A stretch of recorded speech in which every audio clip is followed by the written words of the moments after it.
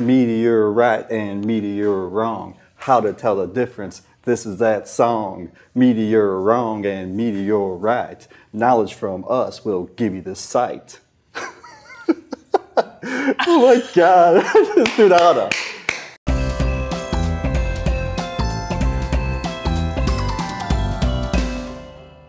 Hey, we're gonna have a quiz at the end of this video, so make sure you pay attention, and then at the end you can vote either in the poll or let us know in the comments below if you think what we're talking about is a meteor right or a meteor wrong. We are here today with Jim Holstein, who's the collection manager of physical geology and meteorites, and today we're gonna talk about meteorites and meteorWRONGS. Hi, Emily. Hi. Ready to rock again? I am ready to rock. So let's review what meteorites are, first of all. Okay. Meteorites are from space, obviously. They come from mainly between the asteroid belt between Mars and Jupiter. They fall pretty much every single day, but they mostly burn up in the atmosphere. The ones that reach the ground we call meteorites. So it's meteoroid, meteor, meteorite. We're going to talk about the different kinds of meteorites. There's 3 different types of meteorites. Stony, stony iron, and iron meteorites. Most common types are stony meteorites, specifically the ordinary chondrites. What does it mean to be a chondrite? Chondrites refer to the feature inside of these meteorites called chondrules. These are spherical inclusions that form in space as these meteorites were forming, and they're captured by the meteorites. And so what's an achondritic meteorite? That is without chondrules. There you go. But there's another big difference though. What's at the center of the Earth? A core. And then? A mantle. And then?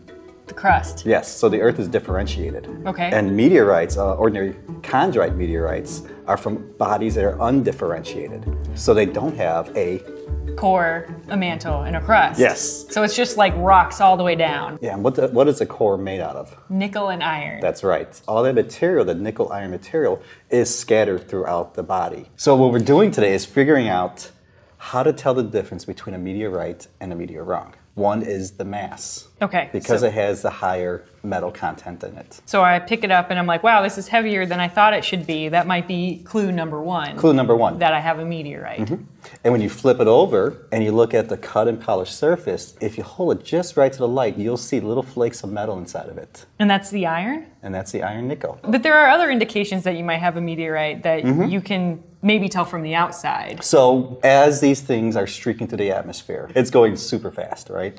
And when it hits the air molecules, it generates heat. And that heat actually melts the outer surface. So if you take another ordinary chondrite like this. Yeah, this one got burned up. That one got burned up. And what usually happens with these meteors as they're streaking through the atmospheric pressure builds up on the front surface of it, and that actually causes them to explode. Oh, wow. And then the smaller pieces that are still tumbling through the atmosphere, and those little pieces get a fusion crust, and that's what that black surface is called. So when you flip it over to the interior surface, that's what it looked like in space, is that grayish-green material. So it got this while it was flying to the Earth. And that's why it's not completely smooth, but it kind of has smoothed edges. It has smooth edges, rounded edges, and it creates different features that are also very common for meteorites. And the best example I have right here is another ordinary chondrite. And this has these little indentations in there. And that happens when you have heated air wallowing out pieces of the rock. So it's like in a river where some of the water gets in the bank and it kind of starts to carve out the edges a little bit. Yeah, exactly. And it's being done by super hot air. Typically, these things are tumbling as they're coming in. And so what happens sometimes with these things is that they don't tumble. They come traveling straight into the atmosphere. And what that ends up doing is it becomes bullet-shaped. Oh. And you'll see these features called flow lines. Okay. And you'll see little lines coming off the side. So mass, typically going to have a fusion crust, and they might have these indentations on the surface caused by atmospheric entry. But you can't just base it off of like the black coloration, because this is a meteorite, but it doesn't have the same sort of crust as this one. When it weathers for a long period of time, it actually removes some of those telltale signs. So the reason that it's kind of rusty colored is because it's been sitting on the surface of the Earth, and then it becomes more difficult to identify what a meteorite is. Should we mention what this one is too? This is a special achondritic meteorite. This particular one came from a crust of a local planetary body. Can you guess where it is? The moon! It's a moon rock! I'm holding the moon! You are literally holding the moon. Wow! This one feels more special than some of the other ones. It's really rare. Really? Really, really. So next, let's talk about the second group of meteorites, the iron meteorites. These are the second most common? Second most common, And that's, less than 10%. This is very heavy. These are really dense objects. I mean, these are primarily nickel iron. And here's another one over here I'm going to pick up. Oh my God. To understand meteorites, we have to cut them open. So this is what we call an end cut. It has most of the outer surface, but it also has a nice smooth interior. You can see that different crest on these too. That one is a lot shinier and black, and this one you can tell was probably sitting on Earth for a while. Exactly. So that one is more weathered. But this side has all these really interesting, intricate patterns in it. Vindmastaten patterns. Is that what that word is? These were discovered in the mid-1800s by a scientist who determined that these types of meteorites have two types of alloys, or two types of minerals, camosite and taenite. And these are two different nickel-iron ratios. Wow. And those are the actual crystals. And to bring that feature out, you have to cut the meteorite, polish it really smoothly, and etch it with acid, and that brings out that feature. Wow. It's so pretty. And they come in different sizes, different widths, and it's a function of how long it took for this meteorite to crystallize or solidify. So if you find one that has really big lines... It takes a long time for it to cool. Wow. And this last one is an example of a stony iron meteorite. This is the rarest of all meteorites. Not necessarily. Really? So this is the rarest of the three broad categories, stony, Gotcha. stony iron, iron. But the rarest are achondritic meteorites and other types of meteorites within the stony group itself are even rarer still. And what makes this special other than the fact that it's the prettiest? You can see it's heavy, right? So it has nickel iron, but it also has these green crystals. Yeah. And those are olivine crystals. Wow. Yeah. And olivine, this type of olivine is found in the mantle of planetary bodies. So you have core material intermixing with mantle material, and this boundary zone actually solidified as a meteorite when the body broke apart. And if you look at the outside fusion crust, you can actually see pieces of the green crystal. Yeah.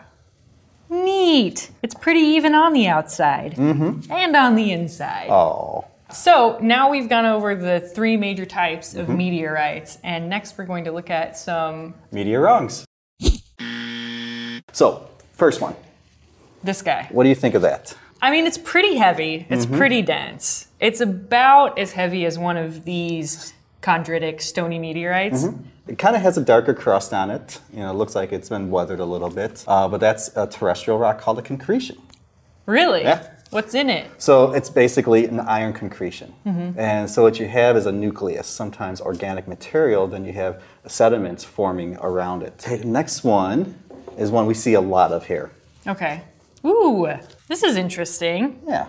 So what do you see in that one? Well, it's kind of got a darker crust, but it also has little crystals on the outside. You can see the sparkle of the crystals. They look like quartz crystals. And you're holding it like, how's it feel? It's very light. It's very light. I mean, it's still a rock. It would hurt if I threw it at somebody. And so this is a piece of terrestrial basalt. This is a igneous rock, a fine-grained igneous rock. It has very small crystals inside of there. And look at this guy. And the third guy, oh, this is way too light. And you can barely see any crystal growth on there, too. The crystals are there, but they're very, very small. But you see these deep, deep pits, which are gases that were escaping from this material before it solidified. So this is a lava rock. So it's a lava rock, essentially.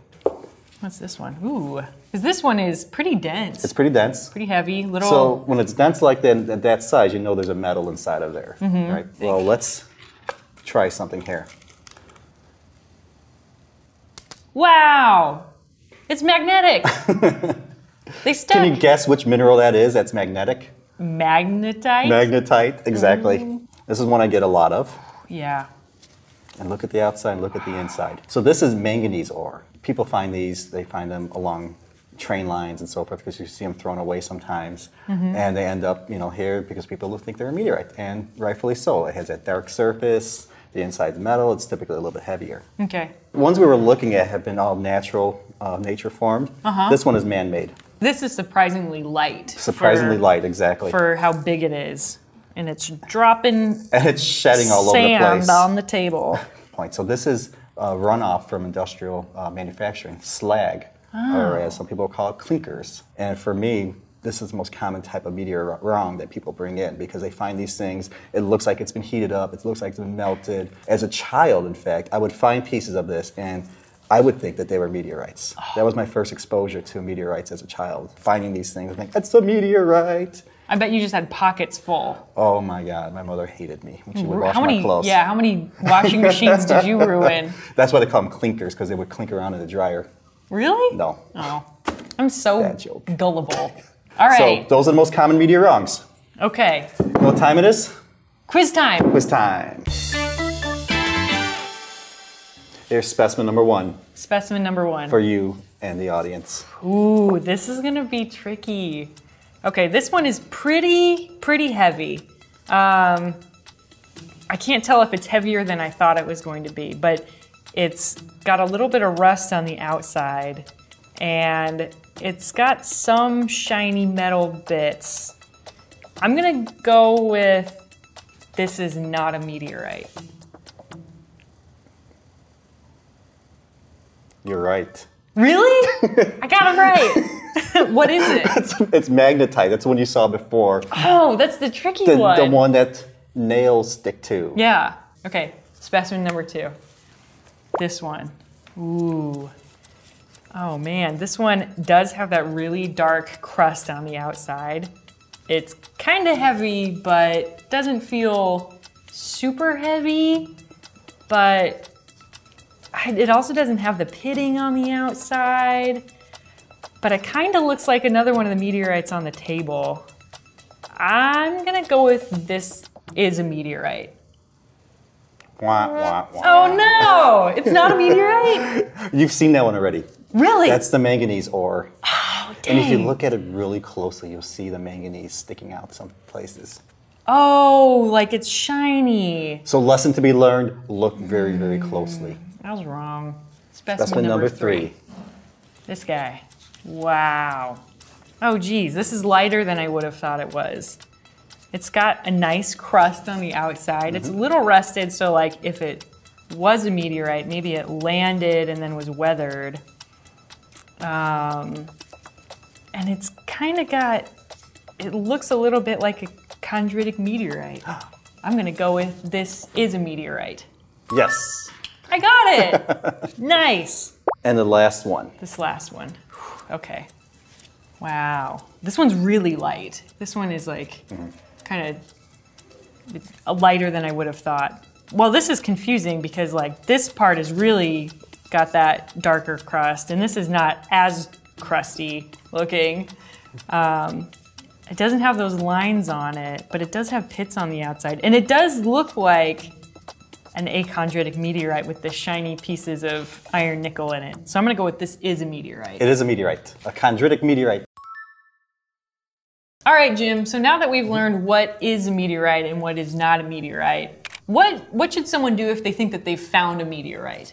Well, first of all, don't necessarily trust the internet. You need to take it to someone who knows about geology, who knows about rocks and minerals and meteorites. So take it to your local university, local museum, and have someone identify it for you. Yeah, and they'll do that for educational They'll purposes? usually do it for educational purposes. We, as a nonprofit, we don't value specimens or praise specimens, but we do have ID Day here in September where people can bring in their rocks, minerals, and potential meteorites, and we'll identify it for you. That's so neat. Yeah. Cool. Yay, museums. Yay, meteorites, and MeteorWRONGS.